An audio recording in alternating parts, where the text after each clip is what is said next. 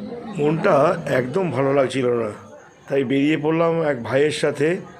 গন্তব্য কোথায় নিয়ে যায়, তো হঠাৎ দেখলাম বালেশ্বরে এসে পৌঁছেছি। এক অজানা জায়গায় আমাকে নিয়ে চললো, টু হুইলারে করে চললাম। এটা একটা অজানা বিচ, একদম শান্ত, কোলাহলমুক্ত, নির্জন এক জায়গা, যেখানে গাছের সাথে সমুদ্রের ঢেউ কথা বলে। নমস্কার বন্ধুরা, আজকে আমরা এসেছি এই চাঁদিপুরের কাছাকাছি এক জায়গায়। এখানে আপনার নির্জন পরিবেশ এবং আননোন প্লেস, অপরিচিত জায়গা। তো সেখানে আপনি আসলে যারা নিউ কামার, দম্পতি, লাভার, আপনাদের একদম মনে সুখের দুঃখের কথা এখানে শেয়ার করতে পারবেন।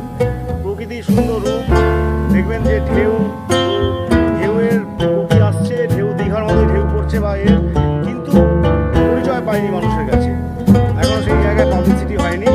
তো আমি যেতে এসেছি এখানে একজনের সাথে, এখানে আমার ভাই, তার সাথে এসেছি। এত ভালো লেগে জায়গাটা, সেখানে আপনি আসলে ভালোভাবে থাকতে পারবেন, খুব কম খরচায় এখানে আসতে পারবেন। এখানে টয়লেটের ব্যবস্থা আছে, এখানে আপনার পিকনিকের ব্যবস্থা আছে, আপনারা সব কিছু করতে পারেন, আমরা এখানে জোগাড় করে দেবো।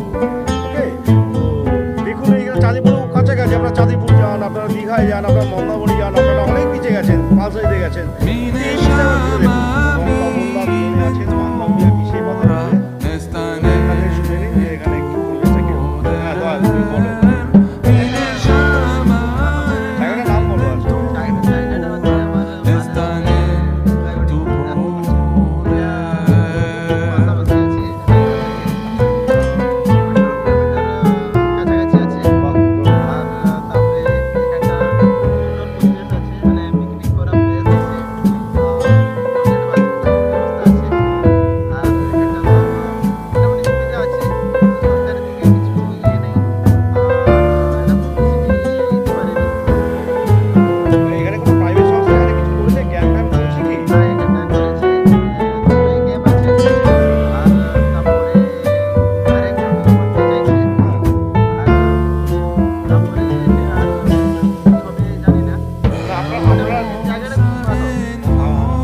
চাইছে যে এখানে কিছু মানুষ এসে এখানে দেখে যাক জায়গাটা, সবাই আসে।